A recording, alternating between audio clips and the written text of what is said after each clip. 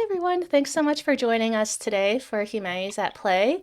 My name is Kathleen Kuo, and I'm a program manager for Nevada Humanities, which is our state's council partner for the National Endowment for the Humanities. With Humanities at Play, our goal is to pair gameplay and other interactive activities with thoughtful discussions about the humanities and how they enrich our everyday lives. So a couple quick notes before we get started today. If you're a first-time Twitch user, welcome in. Thanks so much for being here with us today. If you would like to chat with us and ask questions, if you're just watching in the background now, welcome in. Thanks so much for doing that. But if you create a free account, you can actively participate in our chat. That way you can comment and ask questions as we play our game today, and also you can ask questions of our featured guest. Also, if you're a newer user of Twitch, we have a very fun feature called a chat command. That is an exclamation point followed by a keyword. We have a list of commands that you're welcome to try out in chat. They're listed in the About section on our Twitch channel, but they're also listed, a couple of them, in the title of our stream today. So today, I am super excited to be joined by Sheila Bock. Hi, Sheila. How are you doing today? I'm doing great. I'm Great. so happy to be here. Yeah, thank you for joining us. So Sheila, for those of you who don't know her, she is an associate professor in the Department of Interdisciplinary, Gender, and Ethnic Studies at the University of Nevada, Las Vegas. Her academic training is in folklore studies, which is an interdisciplinary field that examines vernacular beliefs and practices, the dynamics of tradition, and the aesthetics of daily life. In her work, she seeks to take seriously the expressive power of the seemingly trivial things that people say, make, and do. Her recent book, Claiming Space, Performing the Personal Through Decorated Mortarboards, grows out of this work. And this book was just published this year by the University Press of Colorado. So I'm really excited, Sheila, to ask you about this book because I love folklore. I have a lot of friends who are folklorists, but I've never thought to study, like the graduation caps, like the mortarboards that students do. So I can't wait to ask you more about that during our stream today. Oh, I can't wait to talk about it. Yeah. So for those of you who are longtime viewers of our stream, you may have already seen us play this game before, but we're gonna restart it from the beginning today. Sheila and I are going to be playing the first little part of a game called Where the Water Tastes Like Wine. This is a narrative-driven adventure game that came out in February 2018. It has a really great crew of talented writers from all backgrounds, and those stories that we encounter over the course of the game, you might see the writers who they'll be attributed during the game. The composer also worked really hard to capture the world of early 20th century America in the game, and he worked with live performers to record the soundtrack and all the many musical genres you're going to hear as we play. One of my favorite fun facts, and I just told Sheila before stream, is Sting, the famous singer and musician, voices our wolf narrator. So listen carefully when you meet the wolf and see if you can pick out Sting's voice.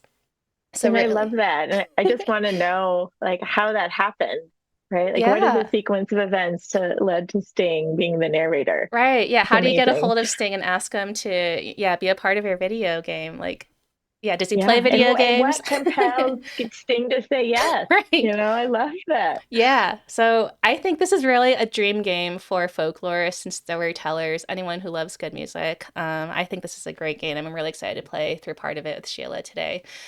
Before we get started, I just wanted to remind you all, the beauty of Twitch is getting to interact with everyone in our chat. So please don't be shy about sharing any observations or comments you might have as we play, any questions you might have. And don't forget to hydrate. We're going to learn about folklore and we're going to travel across the US and have a great time today. I'm going to get the game pulled up. I love this comment in chat. I just had to point it out. Ostrich says, I think you have to contact the police to get to Sting. Okay, going to get the game started. Welcome in. Hey Dom, great to see you. Can we give a shout out to Hey Dom and Folkwise? So Dom is one of the co-hosts of Folkwise, which is a Twitch channel that focuses on folklore. And Dom also happens to be the state folklorist of Florida. So thanks so much for being here with us today, Dom. Yes, thank you. I am a huge fan of Folkwise and all that you all do. So I'm excited to have you here. Okay.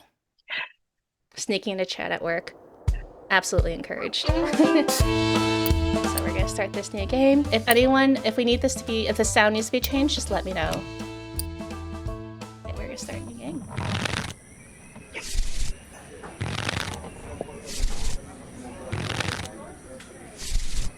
I love this. I feel like this is very appropriate, maybe for two people who live in Las Vegas. Yes. Gambling the Wild West. Night has fallen and you're weary from travel. Stars fill the sky above, and in front of you is a brightly lit wooden house, the only building you've seen for days. You walk toward the house, hearing the sounds of laughter and talk as you reach the door and push it open. We are the weary traveler. The ever-present folk motif. Ooh, some animal heads. You sit down and join the game. It's a cheap buy-in, and not many of the other players are very good. Let's look around. The lady fiddling with dice gets good cards, but has no real strategy. The man to your right seems to just hold on to the highest cards he has, regardless of suit or any consideration of matches. I'm just going to pause here and say I'm very bad at poker, Sheila. I'm one of the all-in kind of people. I don't really know how to play. I'm just going to go all in and see if people call my bluff. Well, it's funny because I don't play cards. I mean, it's like 10 minutes, 5 minutes from my house, but I think this is kind of the closest I've ever been to like actually being part of a high stakes poker game. Yeah, let's find out what's at stake. The man in gray across from you, though, he's good. He already had the largest pile of coins when you bought in, and while your winnings grow quickly, you can't quite catch him. One by one, the other players leave the table, sometimes with pique or with wry humor, leaving their winnings with you or the man in gray. Okay. It's getting serious. Yeah. Really interesting assortment of things on the table. I know, I'm looking at like the feather, the harmonica, The key. the pocket watch. Mm-hmm. Yeah, the key. What's the key to?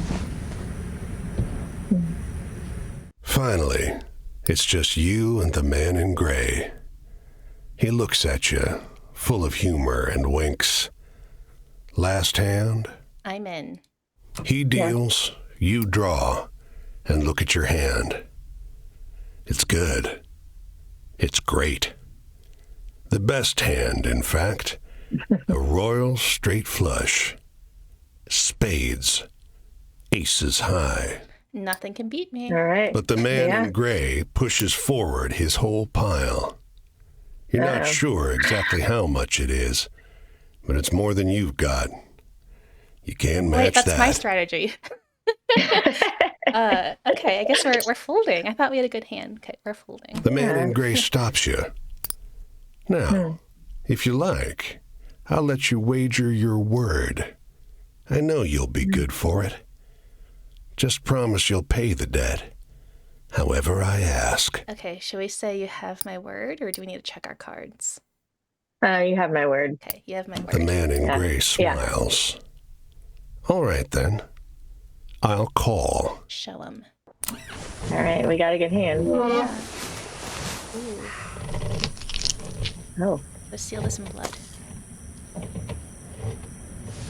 don't know if that's necessary, Yeah. but Yeah, what could possibly go wrong, right? dun dun dun. Direwolf, Chapter 1, Where the Water Tastes Like Blood. Well, your luck wasn't so good, was it? That's quite the hand, but not for the game we're playing. I'm afraid you owe me. Your life, sure. But more than that, your labor. This is Sting. Does anyone hear Sting? You see, this I land still is built don't. on stories. It's one big story, this country, woven of many small ones. Few of the small ones are strictly true, and the big story is mostly a lie. All the I love stories and that songs dynamic. and myths and legends start Right? Of somewhere. like the big story made The up of the little seed. stories.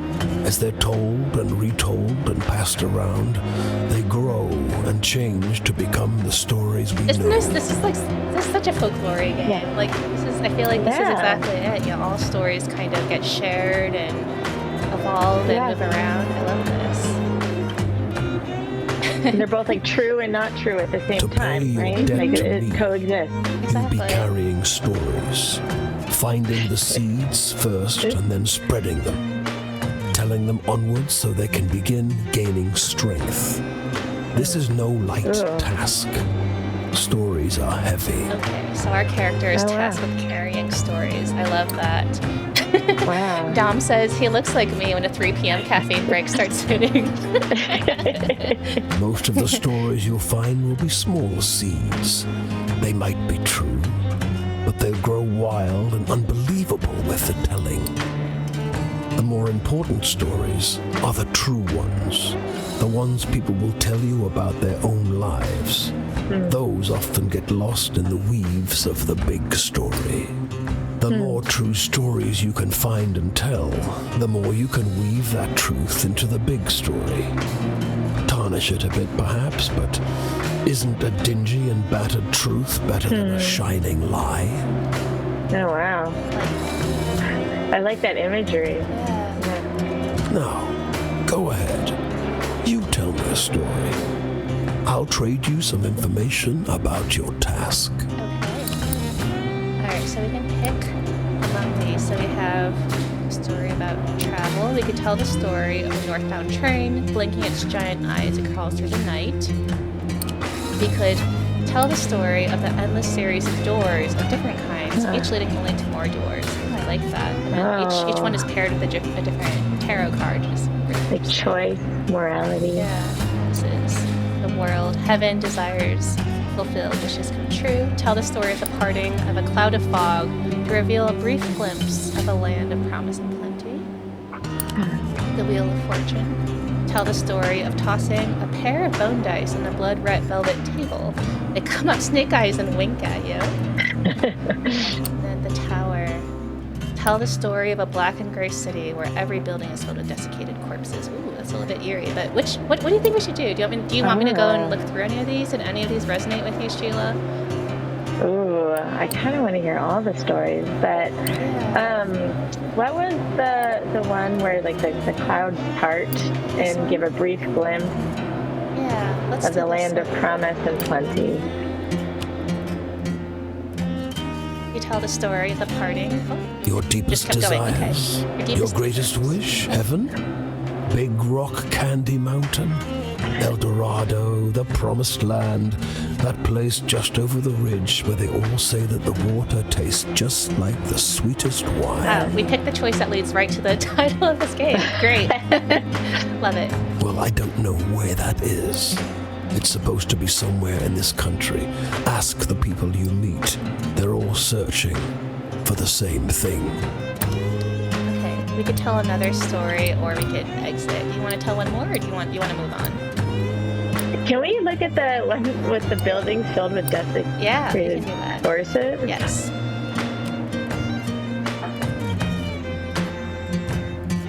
I'll strip away your flesh to make the journey easier, but still you'll feel pain. Oh, Hunger, weariness, thirst, and despair.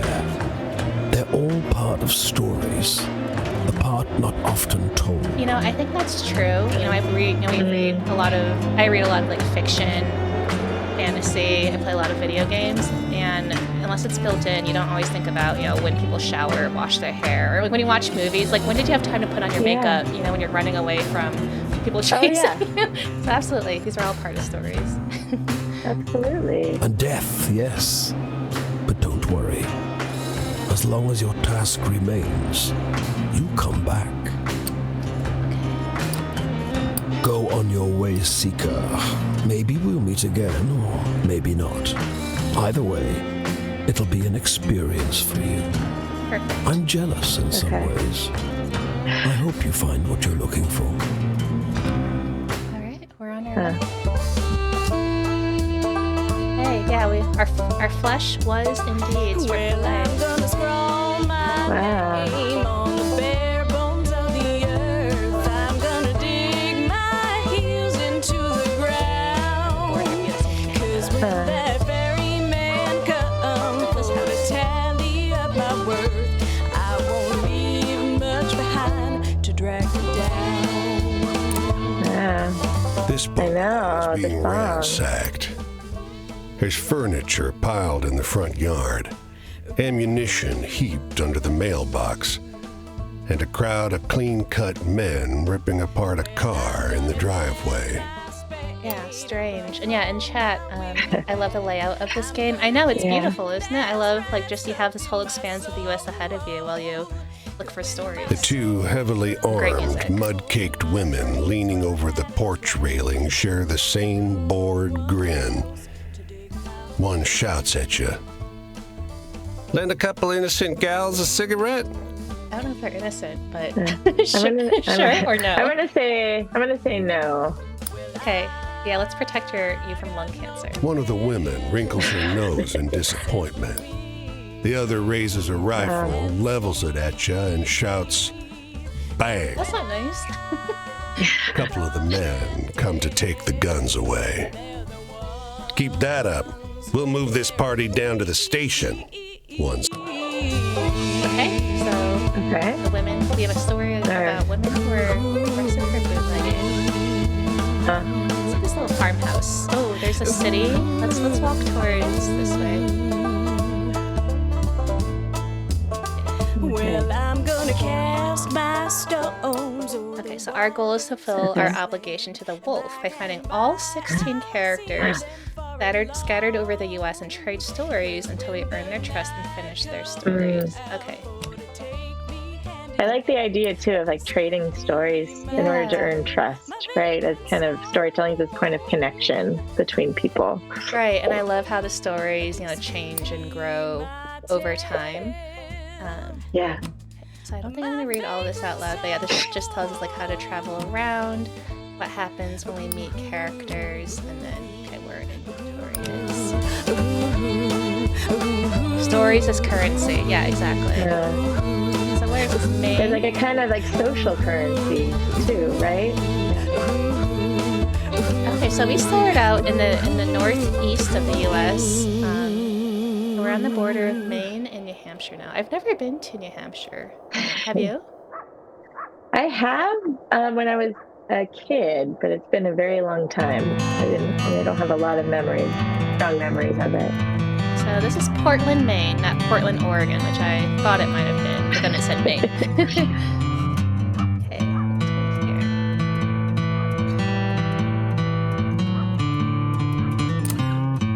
They don't come every year, you know. The old man is sitting at the edge of a rotting old pier, crooked legs dangling over the water. He watches a pair of seagulls preen and groom each other on a rock just off the shore. Okay, so we can watch the seagulls or we can ask why. What do you think we should do? I want to ask why. Just when the fishing is going to be good. He taps great, black, thick globs of spent tobacco out of a huge ceramic pipe. I got another year, I guess. One more year of what? Another year of this town being here, he replies, letting a grin spread across his face. If the seagulls came, that means enough fish to keep it in place. Okay. So we got some folk belief in here too. The woman walks the small town square with the poise of Betty Davis, the confident stride, and inimitable what year do you think this mannerisms is, Sheila? I don't think they elevating told the us, did they? sidewalk into a plush Hollywood No. and wrapped But around yeah, her the neck, connection. a yellow velvet ribbon, bright as The an connection ocean to Betty Davis sunrise. kind of makes it a little more Early 20th not as far in century. not as far in the past as I was initially envisioning.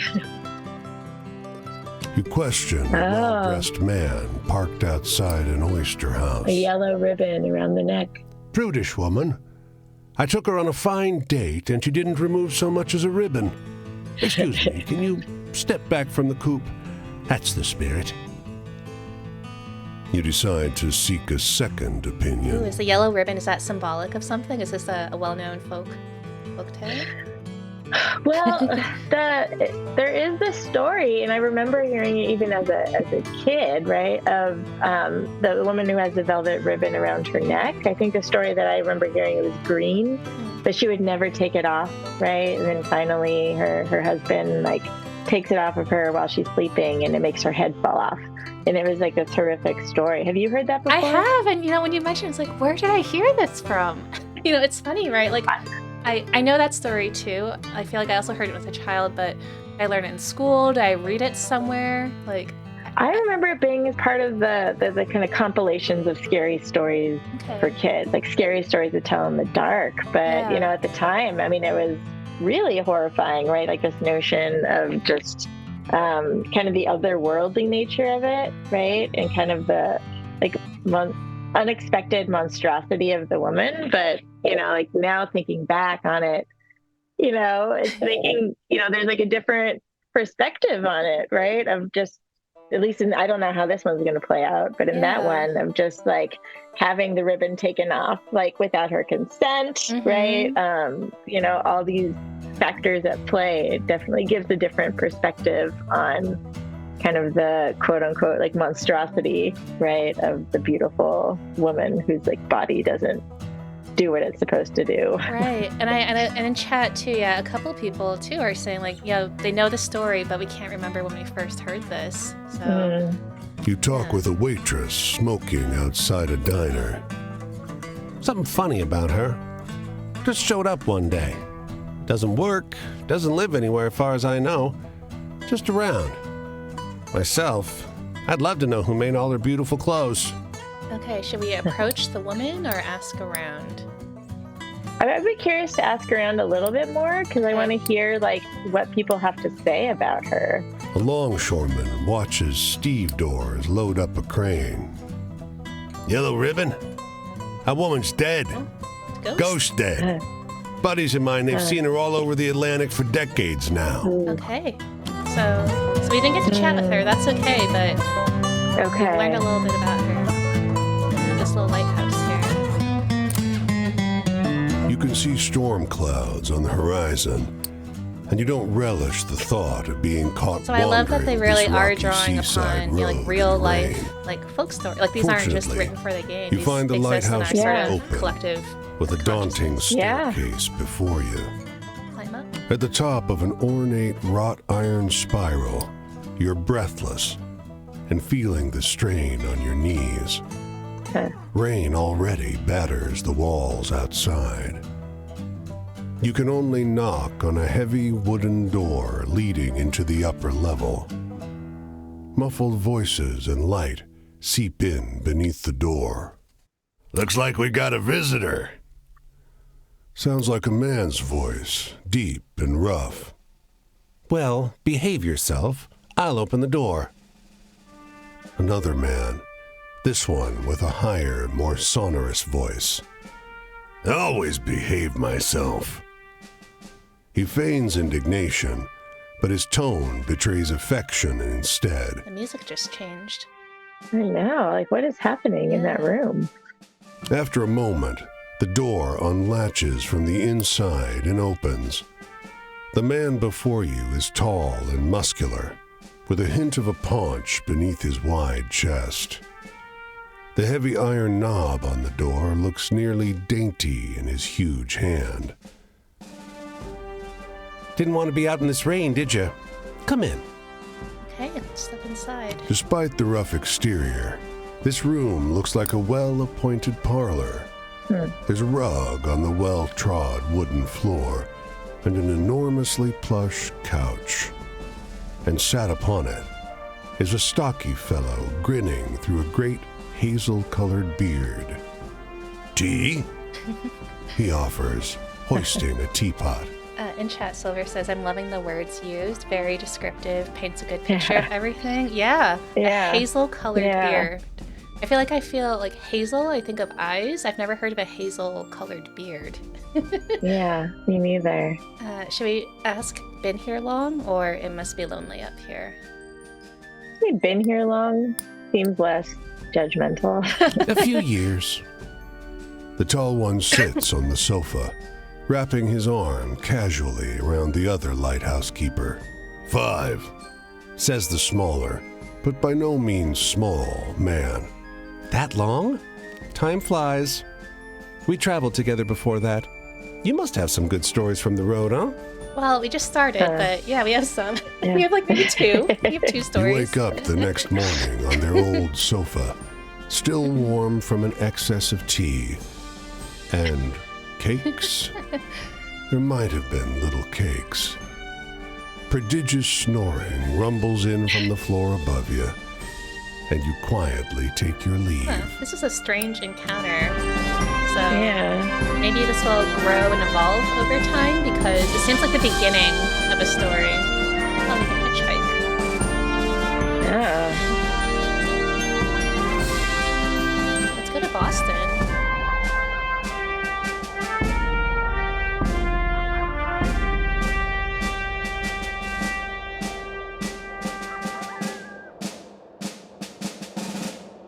I'll just go straight into the city.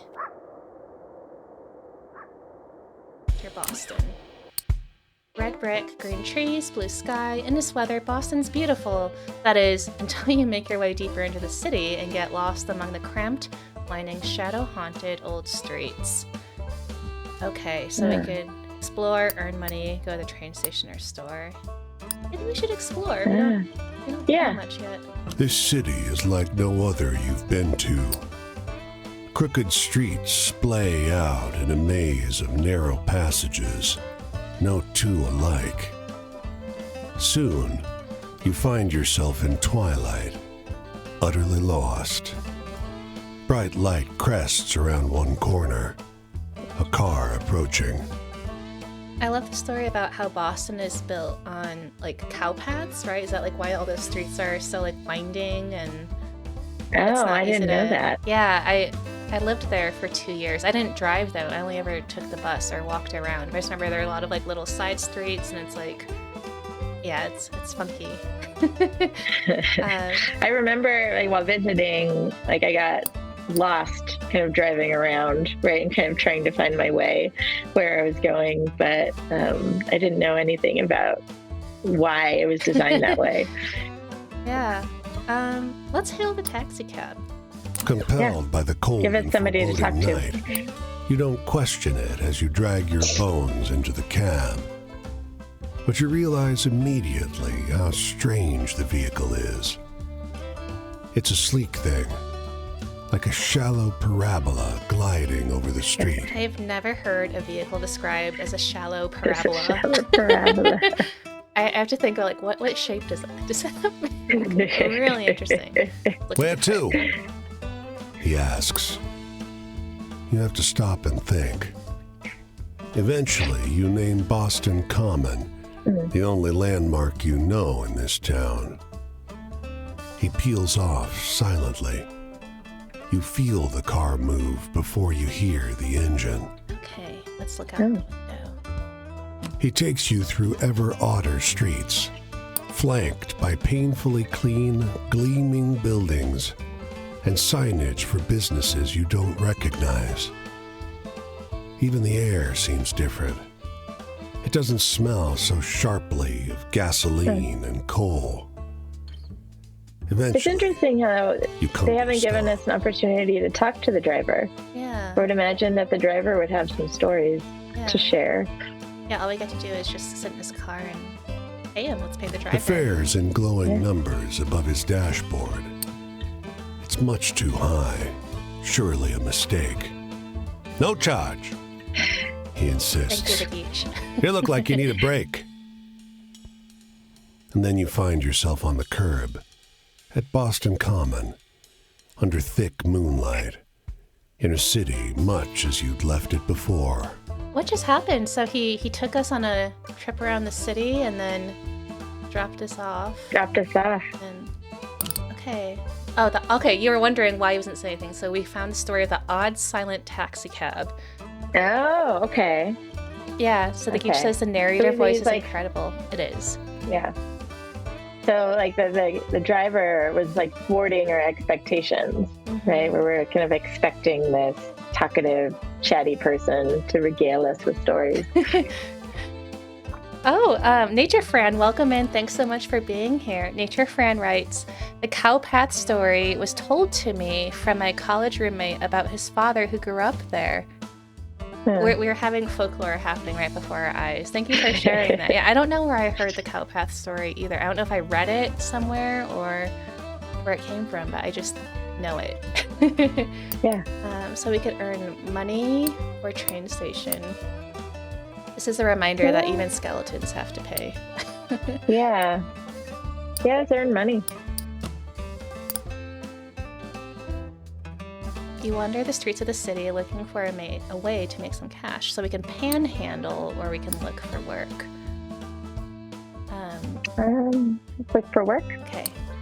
You're waiting for the light to change outside a corner store when the cashier sticks his head out the window and shouts, "Hey, got some time? Want a little cash?" Sure. Sure. He needs help moving cases of compressed pop fizz into the back room. We go through like 3 of these a week now, he explains. People in this town are absolutely fiends for soda. There's 3 soda jerks in this neighborhood alone, and we're still making a killing. Can I just say that they call it pop fizz, and then they call it soda? They move between pop and soda. I forget what it is on the East Coast. Is it soda? I thought pop is like a Midwest thing. And I haven't heard pop fizz before. Yeah. I can't stand the stuff, though, he admits, and I'm not sure it's right. How do you mean? You ever read the ingredients, he asks? Curled my hair, no lie. And with that cryptic warning, he tosses you some coins and gets back to selling soda. Okay. What happens if we... Oh, so we could take... Oh, we're not rich. We only have half a money. We need the whole money to go to New York or Detroit. Okay. Okay. What's at the store? Oh, we could get hot apple cider, clam chowder, PB&J. I don't think we need to eat anything yet. I think we should save money if we need it to travel more. I'm not hungry. Yeah. Okay, let's go figure it out. Oh, what's this thing? There's like a little fire here. Is this something?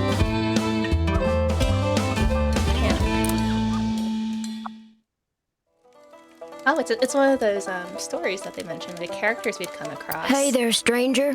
You're welcome to enjoy this fire with me, if you're respectful, that is. Oh, that was like a little kid, a knife and a dog. 2 dogs. This here is my spot, and I ain't inclined to share it with any bad characters. You can call me Quinn. Fair. Yeah. Okay, so in chat, Silver says, I only hear soda here. She's in the East Coast, Eastern Time. The Huge says, in Oklahoma, I sometimes heard Coke as a catch-all for carbonated beverages, despite it being a brand name. Yeah. Nature Fran says, years ago, it was also called tonic. Interesting. Yeah, I only know tonic from tonic water. Also, Guten Tag from Rotenburg, Germany. You're international now? Thanks for joining us all the way from Germany. I really appreciate it. These here are my venturing companions. I love the Cass is the big one, variation, and the one with the too. spots is Flip. Yeah, I appreciate you being here. I usually beat my way on the rails, but the road news said this town was fat and the weather was fine. So I'm taking in the sights and seeing what I can drum up. I feel like that's like a song lyric, like the town is fat and the weather is fine. Totally. I want a story that scares me. Now I'm older, almost nobody can do it. Give me your best shot. Ooh, do we have a scary story? Oh. Okay, so we have... Okay, so here are all the stories we've collected. They're organized by subject because the boss likes the tarot cards. The boss being Sting the Wolf. Yes, yes. This is the subject of each story. If you tell this person a story about love, for example, they will tell you something from their own life relating to the subject of love. Poor things. As the night goes on, this icon above will move left to right. When it reaches the right side, the night's over, and so is your storytelling. The person you're talking to will tell you where they'll be next, so you can find them again. Oh, If you okay. tell them the types of stories they request, you'll gain their trust, and the eye will open. When it opens fully, the next time you meet them, they'll open up more about their life. They'll remember this from conversation Okay. for conversation, so we don't need to, don't feel you need to open the eye all the way the first time you meet someone. Dance around and get to know them. Huh. Okay. All right, so, we have more stories than I thought. So we have the Emperor, the story of the women arrested for bootlegging in Maine. We have the Sun, tell the story of the two lighthouse keepers near Portland, Maine. Priestess, tell the story of the Seagulls, or tell the story of the odd silent taxi cab in Boston. Tell the story of the elegant women in a small town near Portland. I feel like this is the scariest story we have. Yeah, the elegant woman in the small town near Portland. Well, that sure was a downer. Give me a good venture tale instead any day. Okay. Traveling, I sure do love it. And I seen some pretty things out there. I seen serpent trains passing on a green and gold sea. I seen mountains so tall and forests so thick, nobody will ever tame them. Really, really lush and descriptive imagery. I once seen a bunch of townies skinny dipping in a river. That sure was something. I seen terrible things too. Biblical floods and starving folks and black blizzards full of dust. I want to hear a story about ghosts or murderers or something.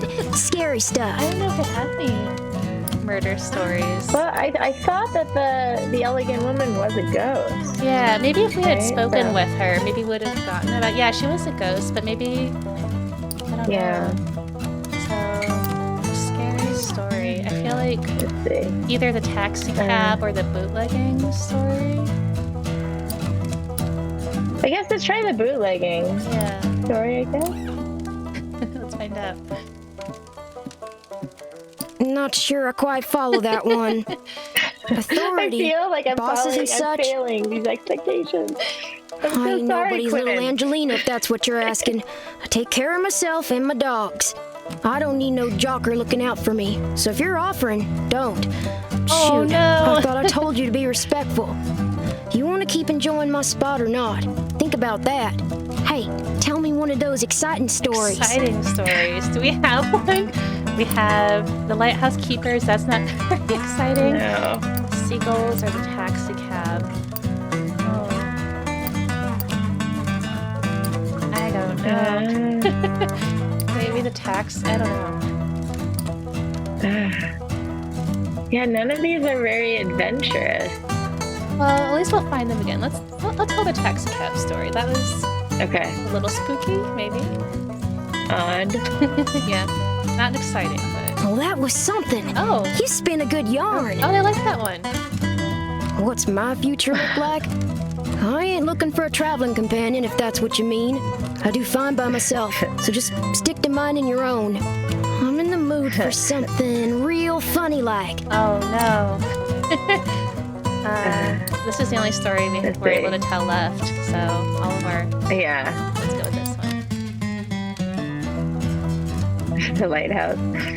What's the use in telling sweet, happy tales if in the make you snooze? Sorry. Well, I don't know a whole lot about the past, but they say there's an Injun grave around these parts. Say it's haunted and full up with angry spirits. I used to love hearing stories of cowboys and Injuns fighting it up. Would swap tales with the youngins. But, well, I suppose if someone shot me, I'd be pretty vengeful too. I feel like the speech really dates this game, but again, I don't know when it's supposed to be taking place. Yeah. Just have this vague It's funny sense. because it does mention kind of this like motif, right, of like the haunted Native American burial ground, right, of these like vengeful spirits, Yeah. right? That is kind of ironic, right, in terms of like whose land, whose land is it? Whose land does it belong to? And who is telling these stories, right? And like what are the hauntings that they're referring to? So it's interesting to think about.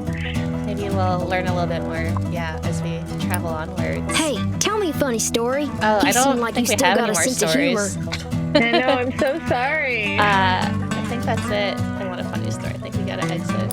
Sorry. Leave leaving already? Well, me too. I think I'll go check out what's happening up the road this way. Maybe I'll see you around. Yeah, and chat, Asher says it gives me great frontier vibes, like 1800s, but like you said, Sheila, Betty Davis is more, it was like 1900s, right? It's kind of all over. Okay, so we're here. They're going to be in Pennsylvania next if we want to find Quinn. The tramping life suits me just fine. Every day is a venture. With things being so depressed, folks walk around like it's the end of everything good, but it ain't. Plenty nice things to see if you know where to look. Because, they were mentioning, great clouds of dust. So that's making me think Dust Bowl. Yeah. Right? And then, mentioning things are so depressed, right, with the Depression. So maybe, 1930s. You get to whistle. Yeah, I'm whistling right now. To walk faster.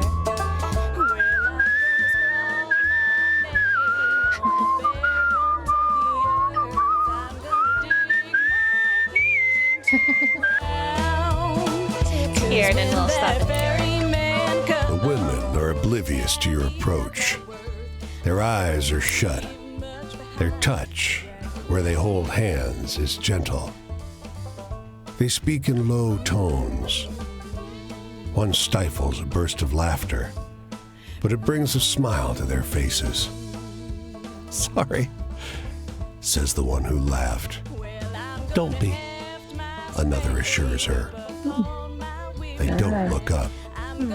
Should we pass by quietly or step loudly? Oh, I kind of want to step loudly and see if we can find out what's happening. The branch snaps beneath you. The youngest jerks her eyes open and snatches her hands free from the circle. "It's all right. He isn't coming back," soothes the eldest. She turns to you. "You could join us if you've got something you're grateful for." Oh, what do you think is going on? Let's give thanks. Yeah. Let's See what happens. But I'm wondering who he is. Right. Your words go unremarked. The youngest, holding your right hand, takes her turn. "And we give thanks for those who left, Oh, wow. who we wanted gone, for the skills to thrive without them, and for the companions who make the effort joyful." Your hands are released. The ceremony is over. history. The women praying in the woods. waters of this land, and by I'll see them Okay, let's for stop in the long. Cause when The air stinks of gasoline and trash, and you're boxed in by brick, but there's something invigorating about that stink. You feel like there's an engine in your chest.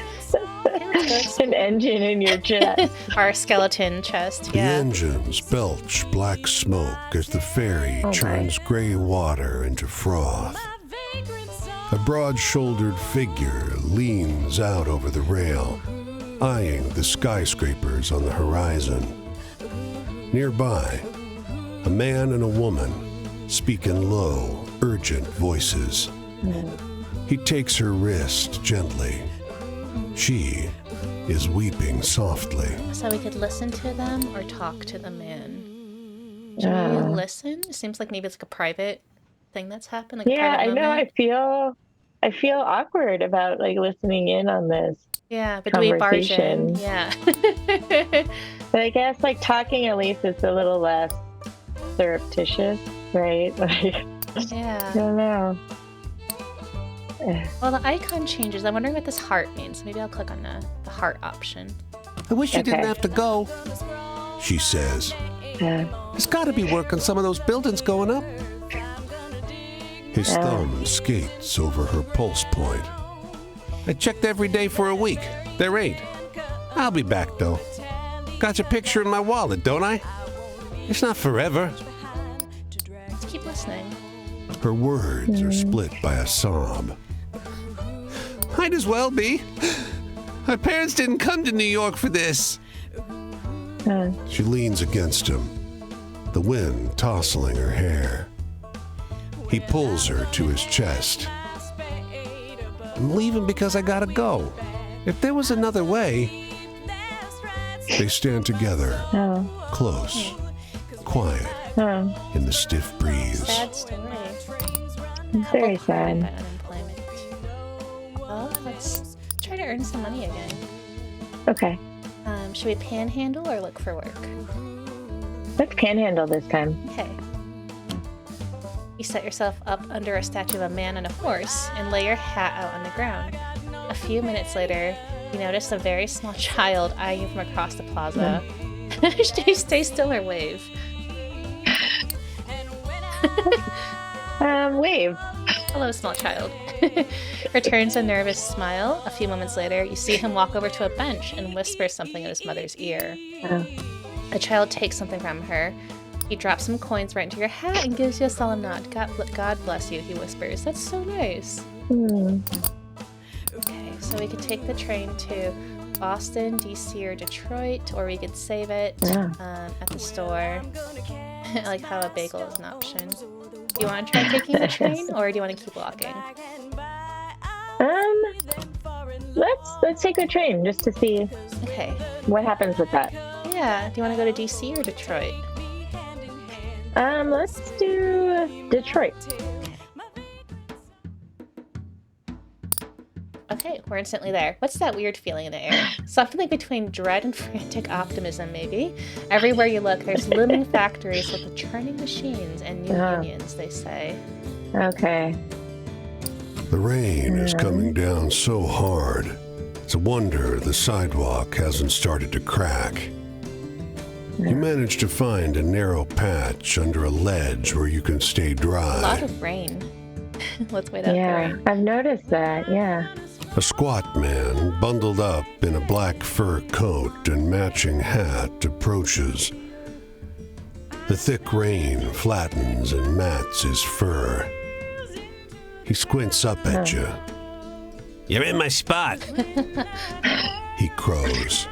Ooh, are we nice? Should we refuse to move, or do we give it up?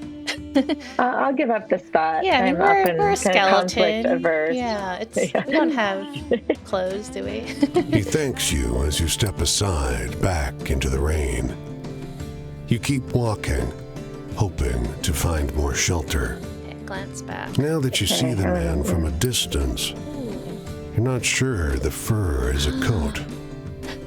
A pair of red eyes shine back at you. Maybe it's a good thing we gave our spot up. I know. Like, was that a test? Yeah. The rain stops a minute later. You look back up the road, but the squat man is gone. Hey. The red creature in a fur coat in Detroit. Okay, should we try earning some money? Do you want to move on? What would you like to do? Let's see. We can earn some money, see what happens there. Let's try to panhandle again. I don't know, or we can look for work. No, either one. Okay, let's see what happens. Oh, it's raining again. Okay. Oh, no. Okay, so you shuffle your setup backward into the shelter of a store awning, but the shop owner keeps threatening to call the cops, and nobody's out here paying beggars in the rain anyway. So we could wait it out, or we could look for shelter. I say it's look for shelter. You pick your stuff up and start looking for a new doorway, but everywhere you go, everyone threatens to call the cops. What is it with the city and cops? When a rain finally stops, you open up your knapsack and discover you've been carrying around a gallon of rainwater. Oh no. Okay, so we didn't make any money, but that's okay. Okay, so we're in the Midwest. Ooh, do you want to go to Ohio? Yes, let's go to Ohio. Are there any good Ohio? I don't know anything about Ohio other than I've been to Columbus, I've been to Cincinnati, and Ashland. That's it. Oh, and there's Cincy chili. I know that Cincy chili exists. Yeah, Cincinnati chili. A regional specialty. Yeah. Did you try it? I have a few times. My good friend Dom has made it for me before. So. Okay, and do you like it? Because I know people have strong opinions. You know, I do. I could see why people wouldn't like it because there's something odd about putting, chili on spaghetti, especially when it's like She's spiced. getting married. But I really like Soldier tells you. I like it too. The two of you observe the church from the dusty road, straining to hear the faint joy of the ceremony transpiring within. I fought for 10 years to come home Oh. because she said she'd be here, waiting for me. And look, can you believe it? Oh no. I could say no or yes. I feel like it's a little bit mean to say yes. Wait. Can you believe? No, I feel like it's meaner to say no, Is it? right? Oh no, she's getting. Oh, Yeah, I see. yeah. I Can see. you believe Okay. that she'd be married without me? Or she No, I'll say no. Okay. No. So what am I supposed to do? What does she expect? That I should throw myself from the nearest cliff? Walk into the ocean? No. He snorts, sets off down the road. wait behind or follow him? What do you think? I feel like he needs to be alone. Yeah? So maybe wait behind. Yeah. You wait a while. Eventually, the bride emerges from the church, alone, Alone. and looks out over the cornfield. When she sees you, Wait. and only you, Oh my goodness. posture falls in a full body sigh. She picks up the hem of her dress. Wow. Oh no. goes back. I know. Oh, no. What? I don't want to. Can we like Wait, run did- after him? Yeah, do we have an option to intercede here? Yeah. Soldier came home to find us. No. I want to run back and just be like, Story is wait. heartbreaking. It's very sad. But I'm also thinking, like, that must be very awkward for the bride to, like, go back in the church and be like, never mind, Yeah. I've changed my mind again, and we can move forward. Yeah. Wow. I'm so sad. Okay, so we're meeting Franklin. Why, hello there. Look like that's a heavy bag you're carrying. Let me get that for you. I insist. I know, Sawyer says I was hoping to talk to the bride. But yeah, the story just moved on. I'm a little bit It nervous. I also don't think, kind of gave us all the information we needed. That Yeah. was heartbreaking. yeah. I don't think we have enough stories. I'm a little bit nervous. Unless we can tell our Yeah. old stories. You see this uniform? It means you can trust me to make sure this is the most comfortable Reporter. journey you've ever had in your life. Who am I? Well, I'm no George, I'll tell you that. But that's not important. This trip is about you, friend. Tell me something that'll make me laugh. I could use a chuckle. You know, I feel like we've only found sad stories so far. I know. Right? we have any Unemployment. A girl who's getting married. What's funny? Seagulls. He was a funny. Pussycat. Housekeepers. Bootleg. Elegant. I mean, maybe the women. I don't know. The red creature. Is this funny or is this scary? We have nothing that's funny. I know. Let's see, I'm just gonna go through again. Was this? Well, no, the seagulls wasn't really funny. Yeah, this is hard. Let's try this one. Well, it's a new story. Let's find out. Let's tell the story Okay, of the red yeah. creature in a fur coat. I want to see his response. Yeah. So, does that one scare you? Okay, so it's a Not scary sure about story. me. Well, we have a scary story now. Worrying about luck? Well, a porter is as reliable as any piece of machinery that makes sure this train runs on schedule. So there's no need to worry about something like luck. You got any stories with a bit of excitement to them? An exciting story. The women praying. I mean, the closest one is like the woman with the bootleggers, right? Yeah, let's try this one. Woo, that's a wild one, Oh, all you like right. that one. Good call. Oh, the eye opened a All little right. bit. Good call. Hooray! Authority. Hopefully people who ride in a Pullman car feel a little of that. It's about more than a train ride. And not everyone knows what it's like to be the boss, to know what it feels like to be skillfully served. Pullman porters give you a taste, so boss George Pullman will know you'll be back for more. Anyway, I'm in the mood for a good happy story. You got any? Not really. Oh, gosh. Okay, so the elegant woman, the yellow ribbon, or the velvet ribbon. Was this happy? Happy.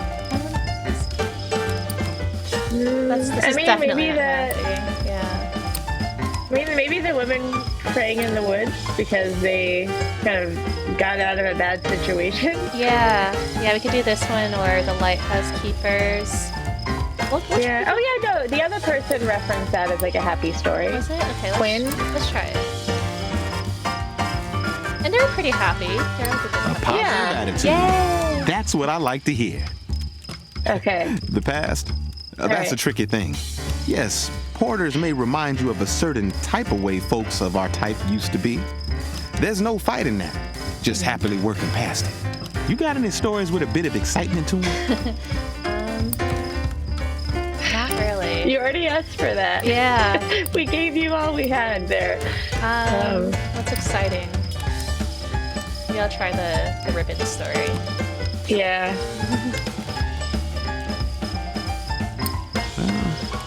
That one will probably ruin the mood if I share That it was in a my course. bust. Okay. Travel. Sorry. We've all got places to be, and we've all got to get there somehow. So why not get the getting there to be as good as it can get? See, that's really important when getting there is all you I got. feel like he's talking in riddles. Yeah. You got any stories with a bit of excitement to them? So this one. I'm praying now. Either Not of the these. silent taxi cab. It's exciting. Maybe the soldier. I don't know. Who came home? Yeah, do you I mean, I want... wouldn't say that's exciting, but there is like some tension in it. Okay, let's see what happens.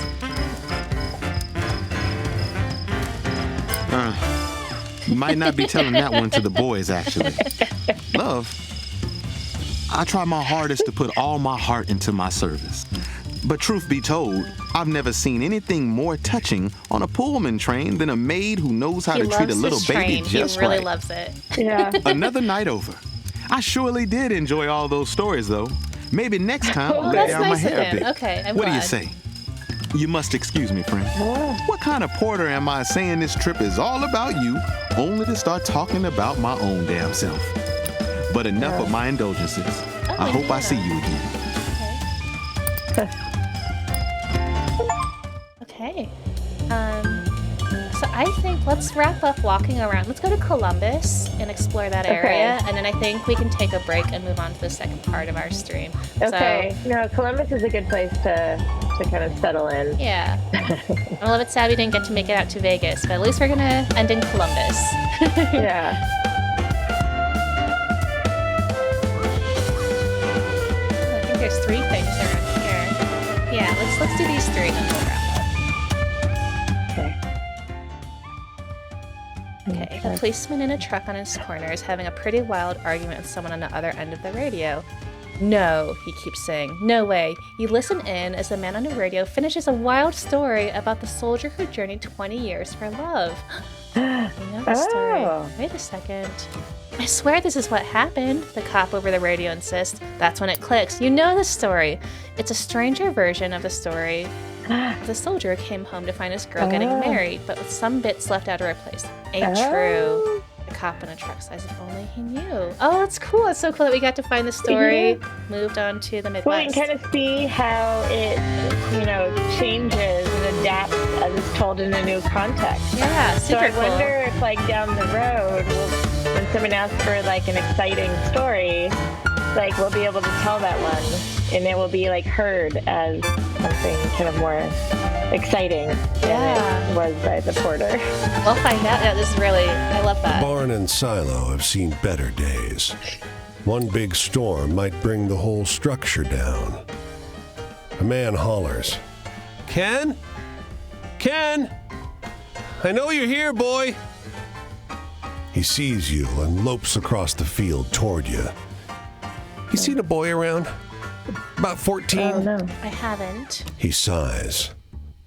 My boy is missing. I haven't seen him since last Oh, night. no. He swallows. He ain't the type to run off, neither. Can you spare a minute to help look? I'm worried sick. Okay, so we can check the roof or check inside the barn. Yes. Maybe we should check the Let's see. roof, because I feel like I'm sure he's already checked inside the barn, right? Maybe we're Yeah. taller. We're like a tall skeleton, right? Yeah. You climb the ladder and make your way across the roof. A trail of empty beer bottles leads you past a discarded shirt and to the base of the silo. You climb up. There's a hole in the silo roof, a rupture where rotten wood gave way under something large. Let's look inside. You maneuver your way along the edge, keeping your weight off the rotted panels. You poke your head inside.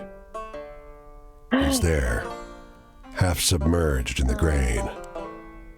He's been dead for half a day at least. This is a very sad. We haven't found The man's everyone keeps waiting at the asking us for bottom of the funny and barn exciting ladder. stories, and we're finding all these sad Anything? stories. There's a spark of Oh. hope in his eyes. Do we say nothing or tell him the truth? No, we have to tell him the truth. He chokes back a sob. I told him not to go up there. I told him. He looks up at the tower, then turns to you, tears tracking down his grimy cheeks. Why didn't he listen? It's so sad. A dead boy in a grain silo. Well, I hope our last story before we take a break is happier. Let's find out. Oh, Okay, here we The are. man Oh lowers no, his this doesn't paper bode as well you come for near. a happy story. His weather-beaten face is drawn. They say it's spreading. The dust is strangling the land. but it is the Dust Bowl. Half my cattle suffocated in the last storm. We cut open the carcasses to salvage the meat. They were filled with Oh, mud. wow. Oof. Oof. Let's sympathize. I would feel bad if we just Yeah. kept walking. Yes. He licks his Yes. cracked lips. They stay dry. His land is dying. If the harvest fails again, people will too. You look past him, over his dust-choked fields. You can't imagine anything growing here. We can say, wish him luck, or can't you move away? Yes. Can't you move away and see Where would we go? what you said? My family came here for a fresh start. All we have is our claim. His voice is hoarse. We came here when there was no more work back home. Now this. If we leave, it'll just be something else. Oh, I think you're Ugh, leaving. it's skin like the prickles gently. relentlessness. Though the sky is still clear. Duster's on its way. Big one. He calls after you. Come by in a week. I doubt there'll be a building left standing. Okay. Well, But the music definitely Yeah. changed. yeah, I think the music is a little bit ironic, right? Given Yeah. about everything as well. Okay, so we ended up in Columbus.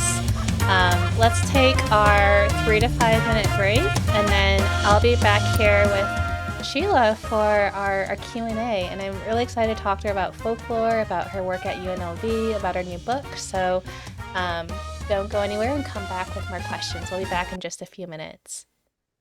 Great.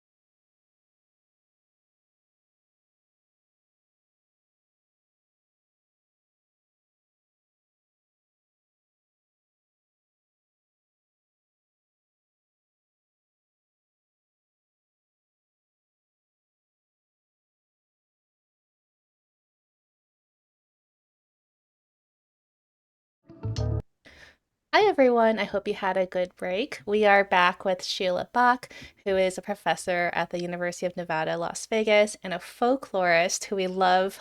We love our folklorists on Humanities at Play. So, really excited to have her with us. Sheila, I'm curious, what did you think of the game we just played? I know we only played a little bit of it, but I'd love to know, as someone, I feel like I don't know your background with video games, but I always enjoy introducing new games to people. Yeah, so I have pretty limited background with video games. I've got, you know, two young sons right now who love it. And so Hmm. it's kind of my most recent entry point into it. But one of the things that I was really struck by with this game was its attention to the dynamics of storytelling, right? In terms of how stories can be this point of connection between people, right? Or how stories um, kind of adapt, right, as they move from person to person, right, or how our large like narrative of our nation is made up of these smaller stories, right, that kind of interact with one another, right, and I love the imagery that they create, right, in relation to stories and storytelling, right, Hmm. and what storytelling does for us. Yeah. I think the music is also just is really great. Mm. And sometimes it was a little bit I felt like right at the very end when we stopped, it was a little bit jarring when it was such a sad story and it launched into this like really peppy music. But I feel like I feel like it was just such a labor of love, this game, and I would love to play it again in the future with you. Hmm. Yeah. And then there's also this, attention to like the performance of stories and storytelling. And so, I love good stories. I love to think about stories and interact with stories. I don't consider myself an especially skilled storyteller.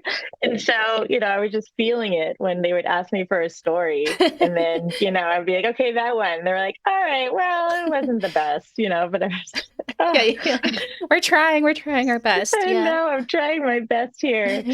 But it really matters, right? In terms of the performance context and how we share the stories. So I like that it attended to that as well, even though, it felt awkward at times. Hmm.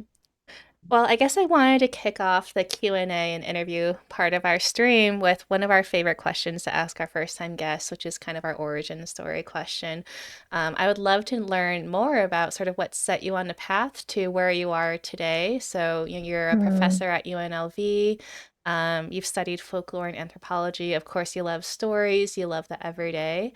So, what are some hmm. of the, I guess, just factors or moments in your life that would just set you down this path? Yeah.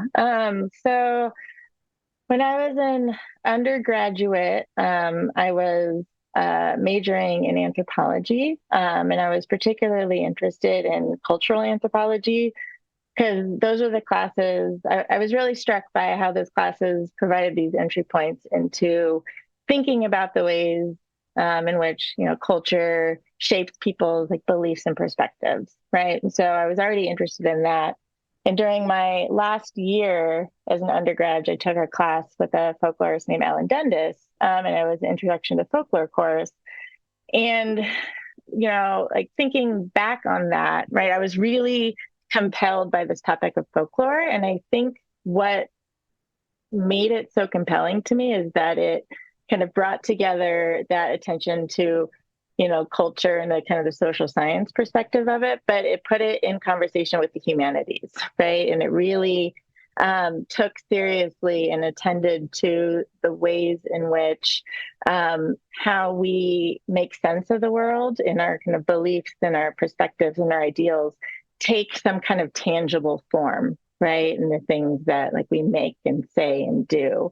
And so that class kind of got me hooked, right, on the study of folklore.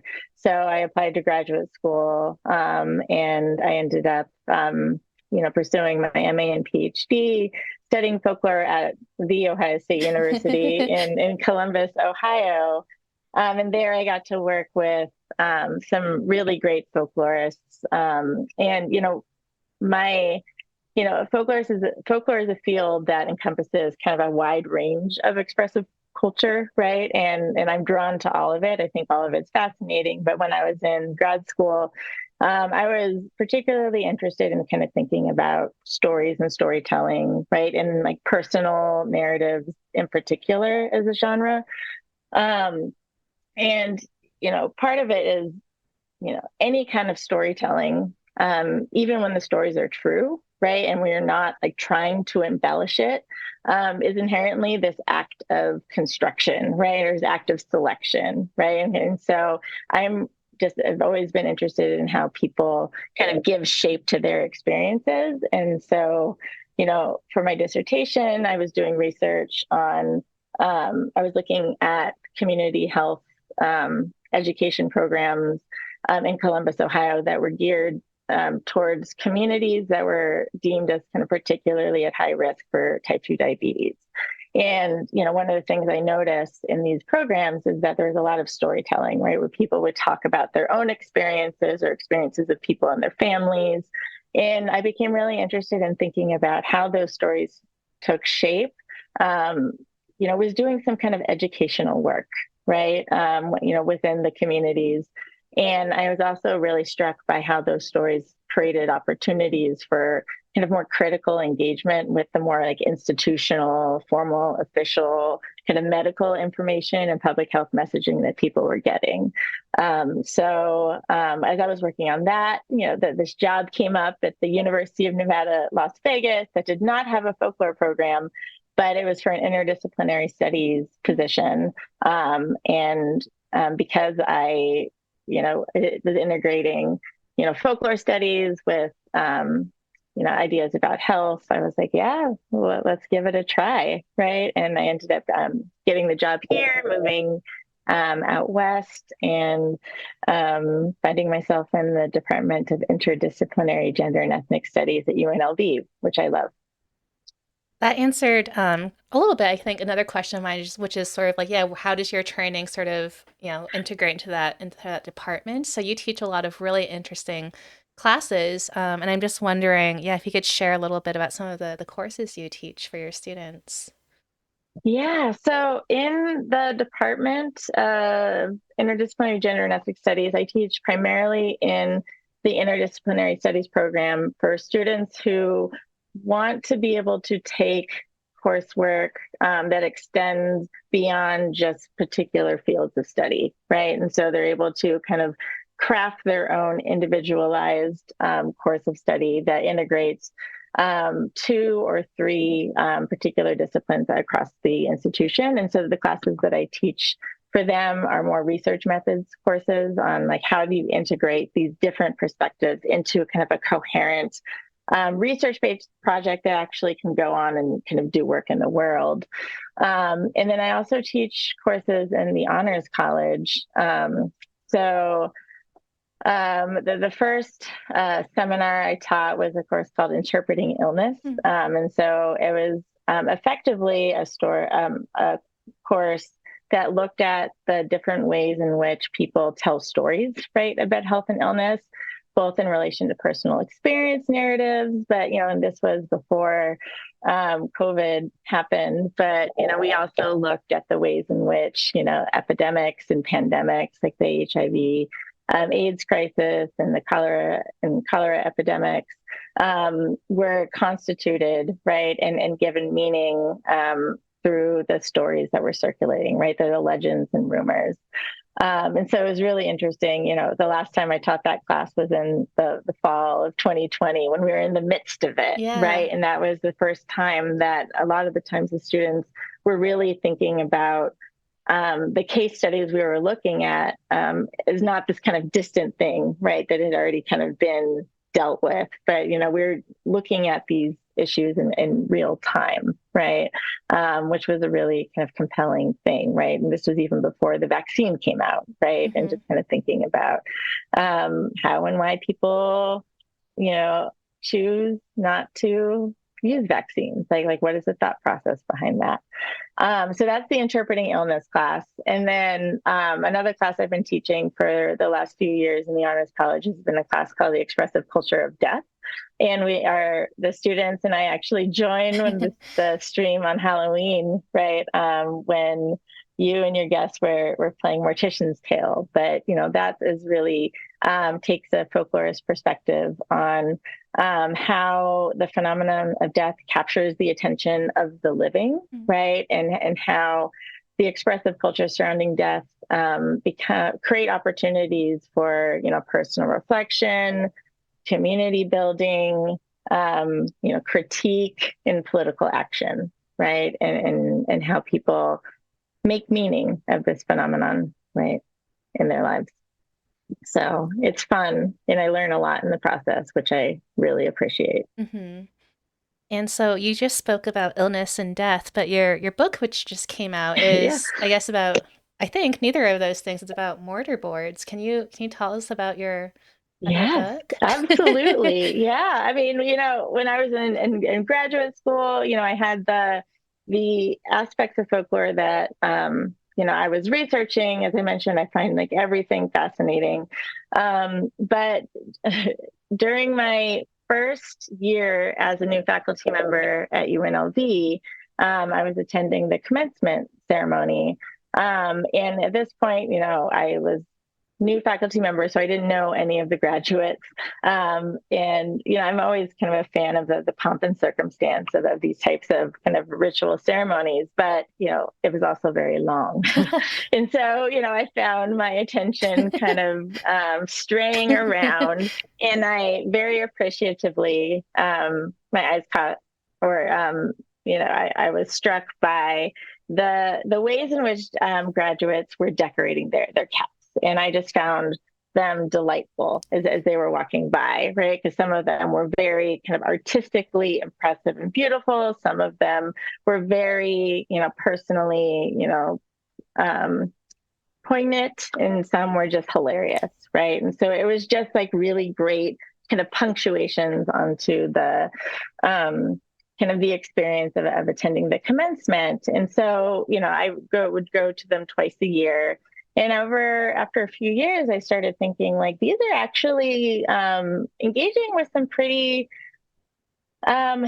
interesting and kind of serious topics, right? And, one of the things that I've always really valued about the study of folklore is that it gives us an opportunity to take seriously, right, the things that are very easily written off as trivial, right? And folklorists and people in kind of related fields are willing to, recognize that some of the most serious things are happening in the domains of the trivial.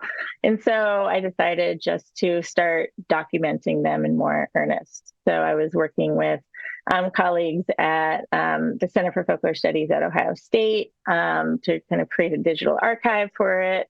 And as I was collecting more and more examples, I just started seeing the many ways that these caps were working to kind of situate individual graduates within these larger discourses surrounding higher education, right? And kind of the promises of higher education in terms of social mobility, in terms of belonging, in terms of citizenship, right? And I was just really struck by kind of the intermingling of this very,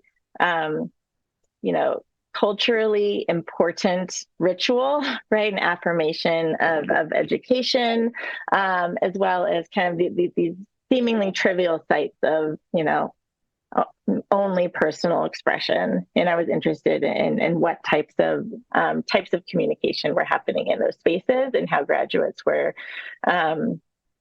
making sense of it. Right. And approaching these caps as a kind of storytelling, right? Like a material form of storytelling in this ritually significant space. But at the beginning, I would not have guessed that I would have ended up having written a book, right? It's just something that grew, and I had enough where I said, let's do this. How long did that take you? Like, what was the process like?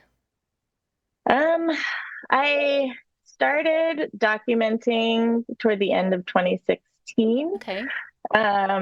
And I probably decided that I wanted to turn it into a book project around like 2018, right? In 2019, and it just came out in 2023. So, it was a bit of a process, but it was a fun one. Yeah, no, I would love to see it. Are there a lot of photos in your book, or like, can you? There are. I mean, I was lucky. So the press I was working with, allowed me to incorporate, I think, up to 30 photos. Wow. Okay. 20 of which are black and white, and 10 of which were color. But like, look at these wonderful examples. Like this one here. I know that it's all. Well, you can't see it because of it, but I think if you pull it it says closer like beware. too, yeah.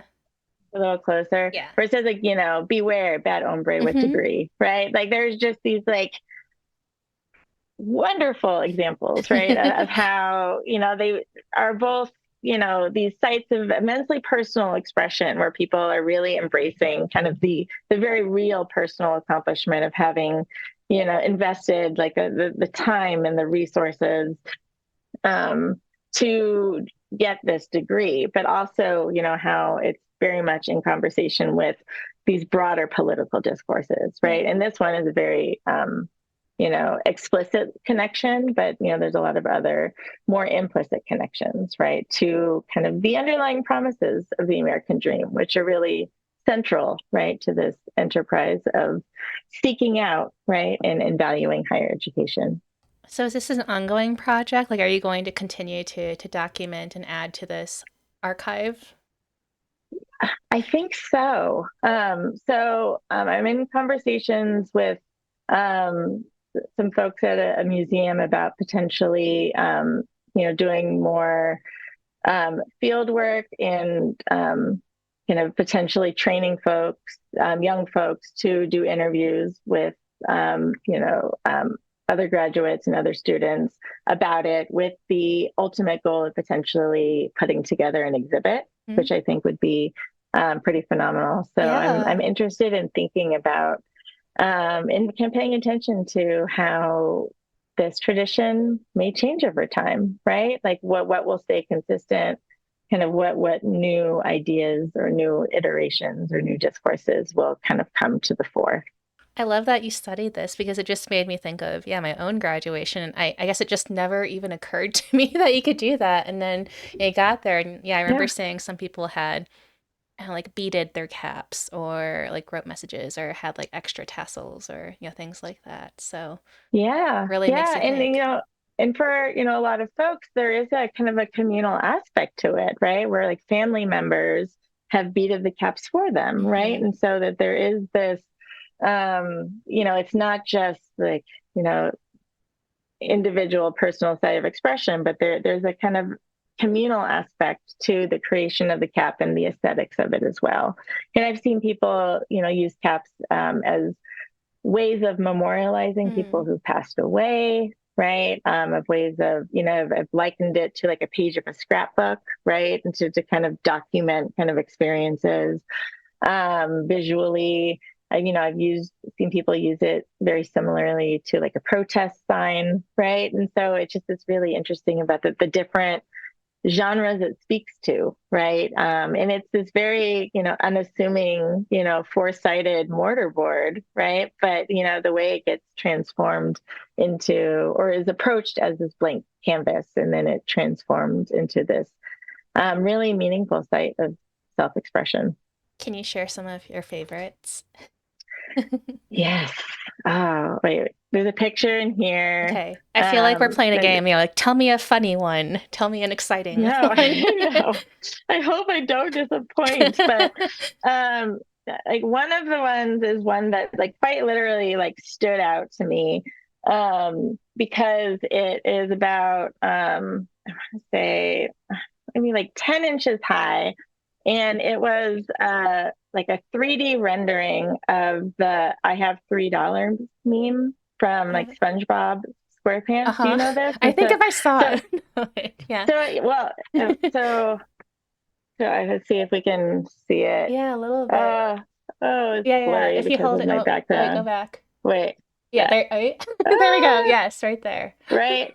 Yeah, there's Patrick. Wait. There's Patrick, right? And so like this is a meme that comes from like SpongeBob SquarePants cartoon, but it's usually like I have $3 of just in situations where it's like like do you have the new iPhone? Like, no, I have $3, right? Like, no, I don't. I have no money. And so I just love how she like took this thing and made it 3 so it literally stands out, right? And she incorporated like $3 real into it, right? And it was, offering this commentary on like being a poor college student and also bringing attention to like the pretty significant amount of debt that she is walking away from with this, right? But it's done in a way that is hilarious, right? And she did it purposefully, right, to kind of get people to smile and people to laugh, right? But one of the things, this is like a particularly delightful example, but it also is kind of representative of this broader pattern that I saw in a lot of caps where like ambivalent laughter, right? And kind of thinking about the ambivalence that some graduates, take, right? Or bring to them as they find themselves in this ceremony, right? And how they choose to kind of give it, not voice, but, give it visual space, right? I love that example. Thank you for sharing it. I'm Yeah. gonna put your bio into our chat again because we have a link to the book at the end if people want to check it out. And maybe this might be something that might be potentially available at libraries, outside of academic libraries in the future. So. Oh yeah, no, I hope so. I hope so. Yeah. I want to transition a little bit and ask, so you are the editor of a journal called Narrative Culture. Is that what it's called? Yeah. Can you talk about the journal? I would love to know more about what that means and what kind of things you share as a part of that journal. I love that you asked that. So, Narrative Culture, it was started by some colleagues in Europe about 10 years ago. And it started by folklorists who are really interested in the ways in which, right, the narratives that we share, the narratives that we consume, the narratives that we craft, right, are always in some kind of dialogue with kind of the broader cultural context, right?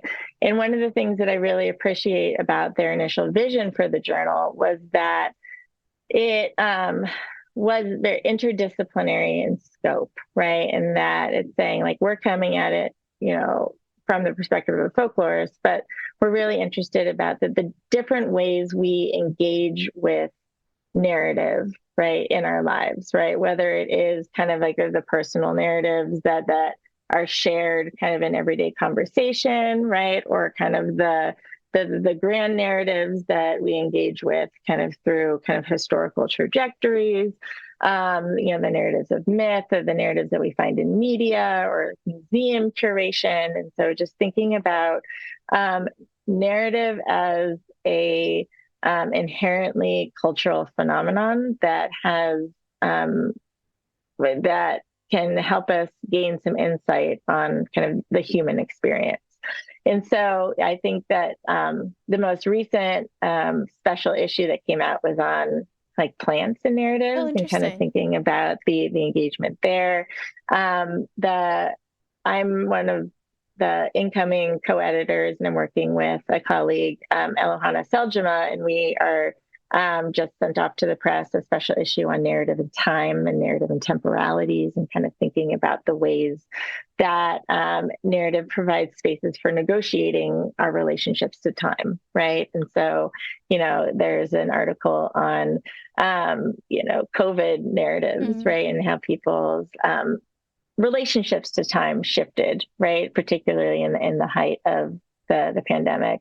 And there's another one on photography, right, and its role in mourning and how that kind of disrupts conventional notions of temporality. So it's a really fun journal to work with because it allows us to kind of delve more deeply into the different ways we seek to make meaning in the world. Yeah, I mean, just when you said that, I think I was just telling someone the other day, or I feel like I have this conversation a lot about how, like what year is it? Or, COVID took away all this time from me and like I'm just catching Yeah. up again.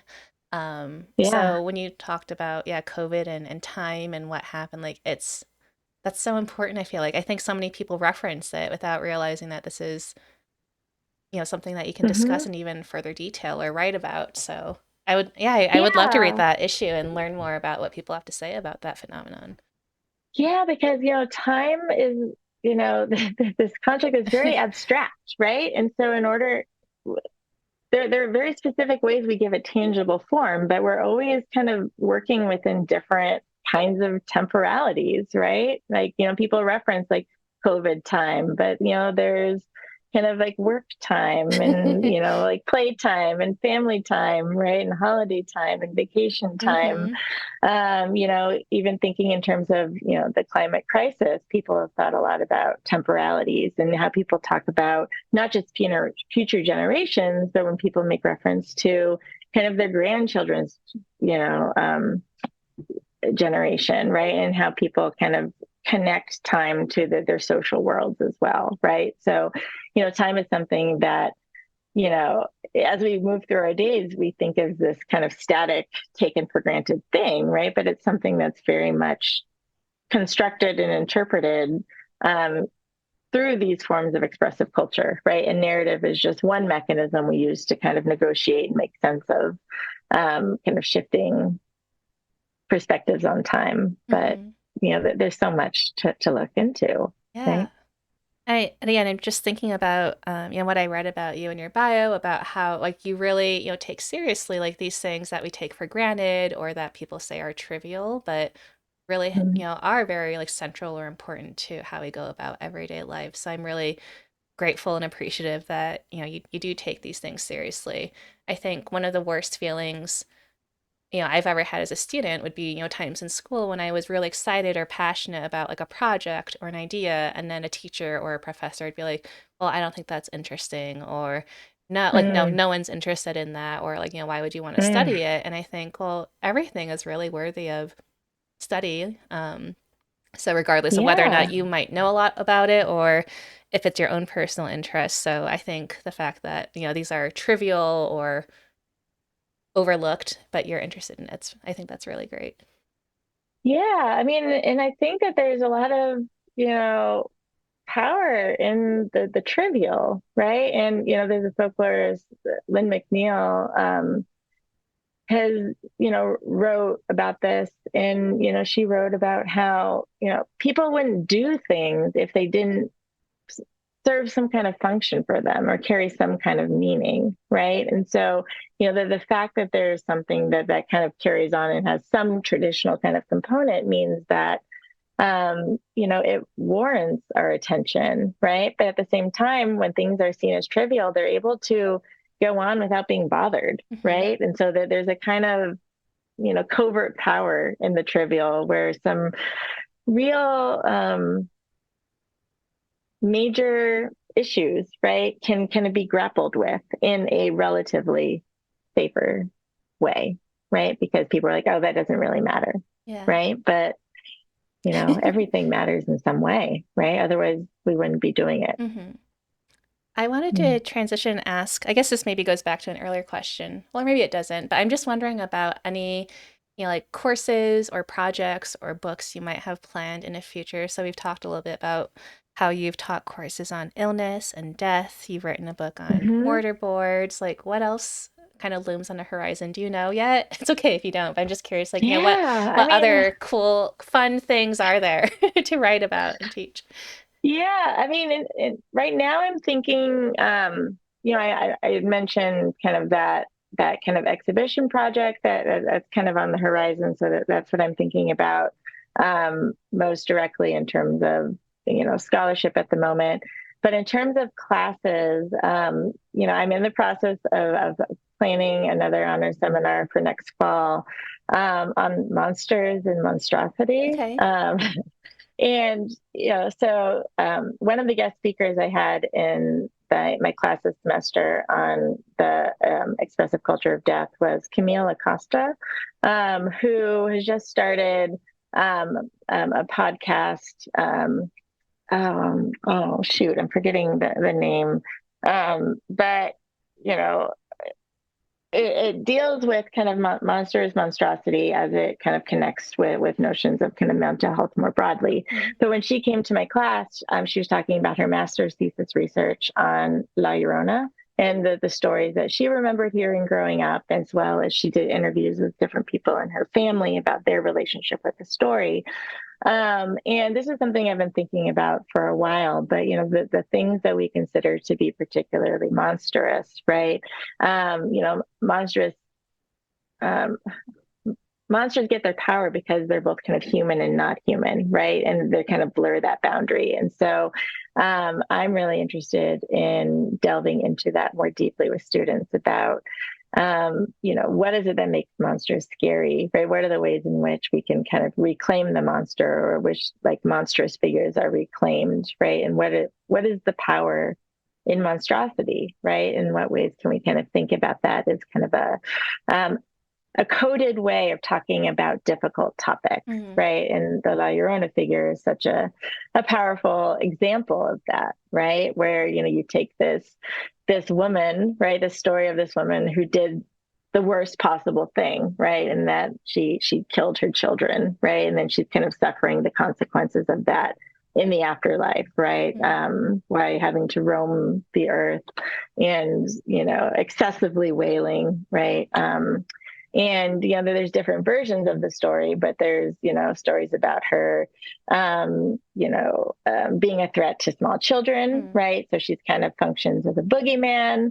But there's also versions or interpretations of the story that take kind of a more sympathetic rendering, right? And kind of think about her as an abstract way of talking about like postpartum depression, for example, right? That, or in a lot of the examples, she's, attacking men, right, who are out late at night, right? But often she's attacking men who are approaching her late at night. And like, if a man is approaching a woman who's all alone late at night, like chances are he's probably not up to anything good, right? And so there's kind of this kind of feminist reclamation in some of the examples as well. So I'm interested in kind of taking these figures, right, and kind of taking them seriously and saying, what kind of cultural work are they doing, and how are they being adapted, or how can they be reworked,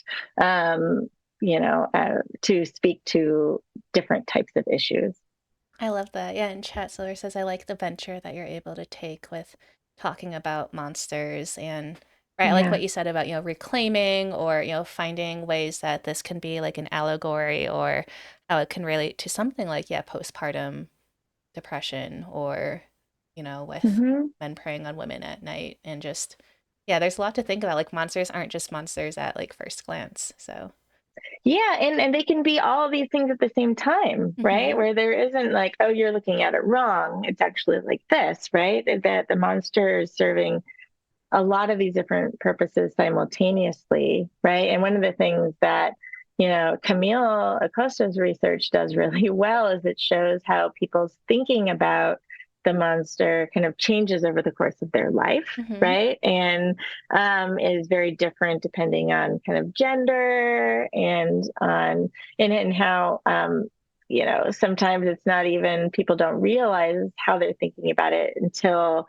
she started asking them about it. And it was through the conversation in the interview that kind of these potentially more sympathetic renderings kind of came forward.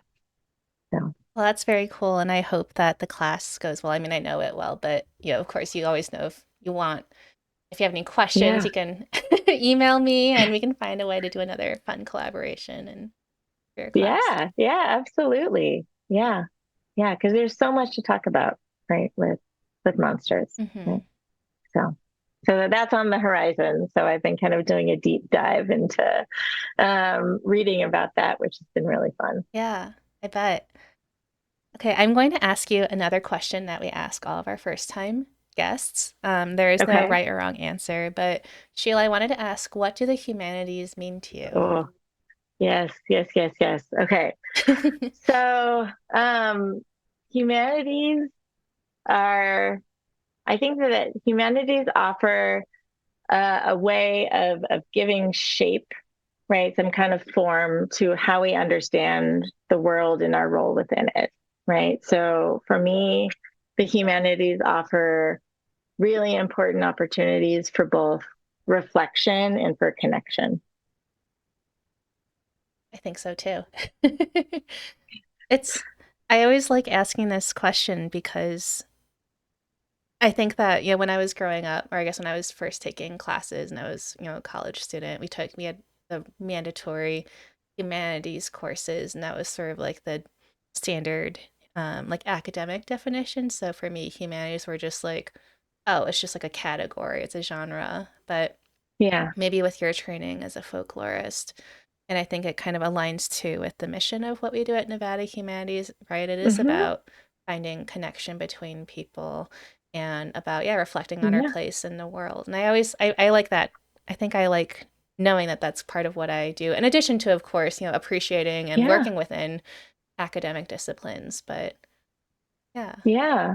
Well, I also think that, with like programs like this Humanities at Play program, it does such a wonderful job of kind of illuminating the different ways that humanities take shape, right? That it's not always kind of the very, erudite kind of scholars, right? Who are, you know, who are able to lay claim to it, right? Mhm. That it's, in video games, it creates these kind of immersive experiences where you're able to kind of encounter kind of storytelling in practice, right? Or, some of the games that you've played of like cooking a meal, right? And like thinking about that as a site of expression, a site of reflection, a site of adaptation, a site of communication, a site of connection, Mhm. right? And just like a kind of food can do that. Mhm. So I think that this program is doing a really good job of highlighting the different ways that humanities manifest in our lives in really important ways. Thank you. I really appreciate that. I think I don't know, I just grew up with video games and loving video game music. And, for when I lived in Boston, I was a student at that time, but I also volunteered part-time as a substitute teacher for like elementary, middle school, and high school orchestra and like string Mhm. classes. And I remember I would work with students who, they're like, we're playing some really boring classical music, but then Mhm. if they would, I would always tell them, like, tell me like what songs you like or what music you like, and they Yeah. would give me, I don't know, like TV show themes or video game like music, and I would do my Yeah. best to make it like accessible for like a fifth grade boy. Um, just to like make music fun and be like, oh, like I can play this too, like this counts as music. Well, yeah, it Yeah. does. And so I think Yeah. with this program, I want to show that there's a wide variety of video games and you can find connections to everyday life and to humanities. And as with your Mhm. class, you can explore these really deep topics like death and mortality as well. Mhm. Yeah. 100%. 100%. Yeah. So I guess as we come to the end of our stream, and again, if anyone has any questions for Sheila, please Oh, don't yeah. be shy about putting them in our chat. I guess I want to ask you another question I like to ask all of our first time guests. And because you're in Nevada, what are Mhm. your top 3 places or Mhm. things to do in Nevada?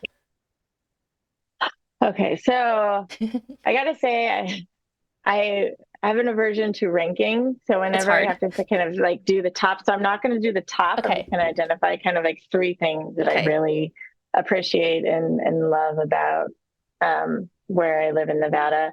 One of them is the Smith Center. I love having the opportunity to go over there and seeing all the different shows that they offer.